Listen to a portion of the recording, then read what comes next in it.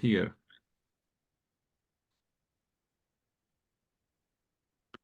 So, Desiree and Jan, thank you for agreeing to meet with me for this little conversation. And just to place it in its context, the Iona community members live by a fourfold rule of life. And the second aspect of that rule is talking about working for justice and peace, wholeness and reconciliation in our localities, society, and the whole creation. So our conversation will be around that topic. But before we get into that, I wonder if you could introduce yourself briefly, who you are, where you live, and what your particular context is of being members of the Iona community. Well, I'm Jan Maasen. I'm married with Desiree. We are living in Barendrecht, just south of Rotterdam in the Netherlands. Until last year, August, I was director of charity of the Diocese of Rotterdam. One of the reasons I was working there was that job was a good post to be active for justice and peace. And as said, I'm Desiree from the Hijden, just finished working as a chaplain in the hospital. And we are both active members of the Dutch Iona movement, which is a network of members, associates, friends, anyone who's interested in the rule of the Iona community. And we come together and we're a network of regional groups, and all groups have their own specific way of what binds us is the rule. It's trying to live that out. Lovely. And you're reminding us in this little introduction of yourselves that the Iona community is a global organization, a global community.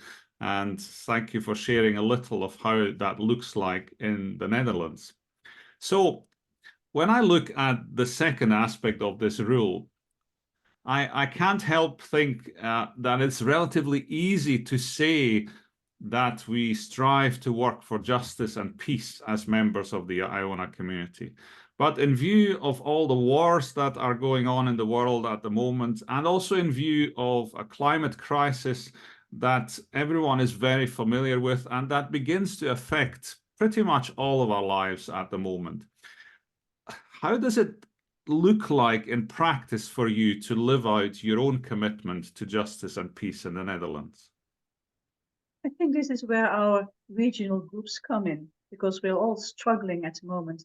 So, I mean, the basis of all our groups is that we come together not as friends, but to help each other struggle with the rule. I mean, the Dutch community, we're not doing actions as a community, but from our conversations, some practical actions might follow.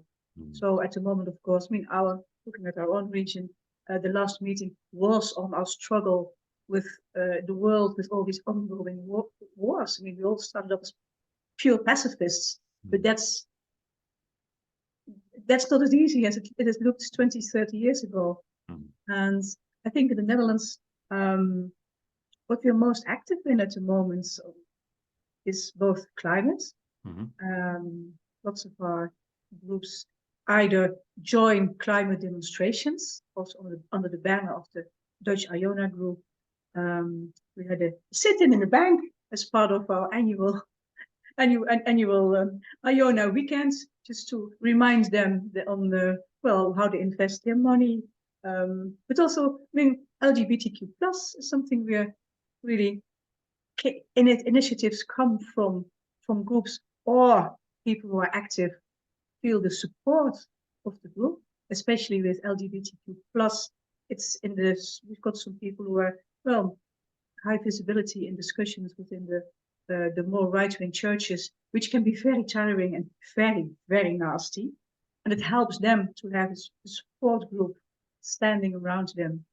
The same, from this, this discussion led to 2 days with activities around anti-slavery. So for us as persons, it's a struggle, but it really helps to be members of both the local Iona community and of course the worldwide community that's for us personal as members, to just keep on going.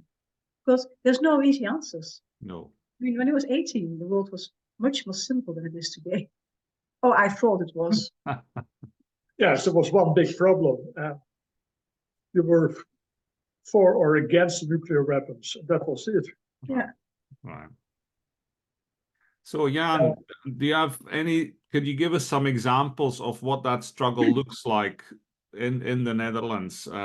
Thank you, Desiree, for just alluding to how you support LGBTQ plus groups and individuals in their own context. Is there another example, Jan, that you can think of in your own sphere of work? Well, struggling is more about, well, when I was in my 20s, it was quite clear. I was a conscientious objector, didn't go to the army, were against nuclear weapons. But now, well, it changed a lot since the war on the Balkan, and later on now Ukraine, and it's not so simple to say you can't fight. Yeah, yeah. And so how can you find a way in it? And of course, still non-violent actions are more preferable than war. But there are also, I think now, situations, well, either a UN peacekeeping force or is a solution. So I find that a way of struggling. Yeah, yeah. So I hear you say that it feels like the world has become more complex, and so there are no binary solutions, as it were. Tell me a little. You were mentioning before we began the recording, you were mentioning that the Netherlands are very much involved in the climate conversation and you know, working towards a better relationship with the environment. What does that look like for you? Well, the interesting thing is that the integrity of creation and the whole thing of sustainable development is a theme in the last years. But it was very interesting that at our last spring conference, we have each year a 3-day spring conference in Schoorl. This was the theme. And as a result of it, a WhatsApp climate group was formed. And now people are informing each other when there is a demonstration or another action. And we are now also a bit more public. So under a banner of the Dutch Iona community, people walked a few times on a climate march from the east part of the Netherlands to The Hague. And we're also, part of it when Extinction Rebellion was making a blockade. We feel that people are for themselves. For most of them, it's a step too far at the moment, but around as kind of guards. So that was one, and people are doing this kind of things also in their own group or their own place. Like in our group, very practical. We spent we always have a year theme, and we spent 1 year thinking about small changes in housekeeping, and every one of us took something to work out. Like someone used washing balls in the washing machine for a year and concluded, perhaps not. Or looking into, is it better to have glass bottles, plastic bottles? Because also with climate, it's very difficult to get good information. Yeah. Actually, we found out that it was better for the climate to use plastic bottles even if, and then recycle glass bottles because of the transport and the cleaning and all kind of that stuff. What's better? I mean, cheese not better than meat. So it's we're trying to typically Iona do the personal and the political go hand in hand. Mhm. And of course, there's also the praying inspiration is also a big part of Yeah. this. We're not a political party. Mm. Well, one of the group did something about the stone graves. Yes, she was the gravestones. Gravestones, yes. There was a national television program after she got some questions about child labor in the making of gravestone markers. And Mm. yeah, they went to India, and actually there was child labor, Wow. which even the company Netherlands didn't know. So you're trying to, which came out from the funeral from her mother-in-law. So we try to combine the small and the big. So it starts with the personal, but then very quickly becomes global because we are so interconnected with Exactly. people from And other the other way countries. around. Yes. Like, global, yes, but then start by stopping to fly yourself. Uh-huh. Uh-huh. And I think interesting for other people is that we often hear from our UK friends that what they do is write letters to their MP. Mhm. Of course, we don't have that system. Right. Right. So in the Netherlands, what you have are usually more pressure groups, and they try to influence the government. So that's what we can do, so be part of pressure groups. Mm. Mm. Yeah. Yeah.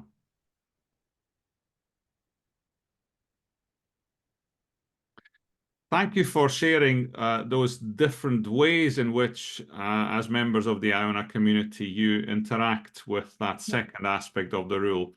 I would like to finish with a question of maybe the kind of dream aspect of this. So if you were allowing yourself to dream, what would a world look like in which the experience of wholeness and reconciliation in our locality, society, and the whole creation was actually a reality? Mm. Mm. Well, maybe we have to go back to the European Union in the sense that after the war, there was a big tension between Germany and France, and nowadays, and Germany and the Netherlands too. There were a lot of my parents didn't want to go for holidays to Germany. Nowadays, well, we are good neighbors and we are doing things together, and we are not thinking of that we were enemies in the past. Yeah. And my hope is that once worldwide, this is the situation. Mm. Yeah. So to see each other as friends and not enemies, and that changes so many things, right? Yes. My dream would be a bit similar. This terrible polarization in all our societies. I mean, I don't know if people have followed the Dutch elections, but it's awful. It's horrible. I mean, it's either this or that. It's black and white. There's no listening, no talking. So I would dream of a world where we actually started to talk again and to actually listen to people's concerns. And there's so much emotion and disinformation and aggression leading things. I mean, you see people vote against their own interests, basically. So I would love a shared feeling of where we are and where we want to go. Because I honestly think that if we really put our minds and energy to it, we could solve things. We can solve the climate crisis. We can make peace. If we only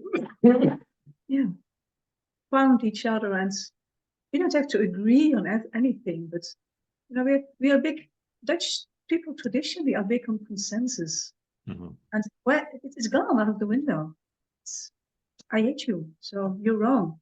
That's I mean, I'm sure it was never as ideal as you. I mean, the past is never as good as you think it was. But we must be able to do better than this. Mhm. Yeah. Mhm.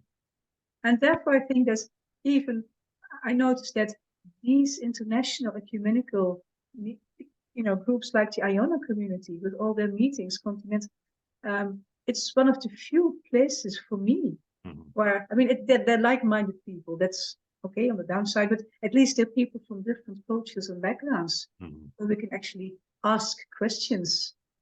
And yeah, it would be, and I would dream also for our own community that we would manage to draw in people from different backgrounds, Mhm. that they would feel welcome and open, so we could learn from each other as well. Even different ages. Different ages, yeah. Great. Well, thank you both, Jan and Desiree.